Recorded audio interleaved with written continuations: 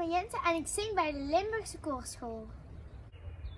Eigenlijk hadden we het plan om samen met ons hele koor een lied voor de koning te zingen. Hier, langs de route in Maastricht.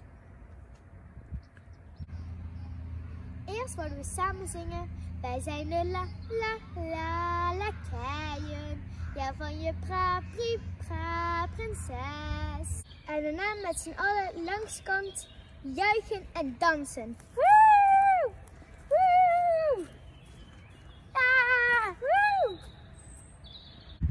Maar het ging allemaal niet door. Wat een teleurstelling.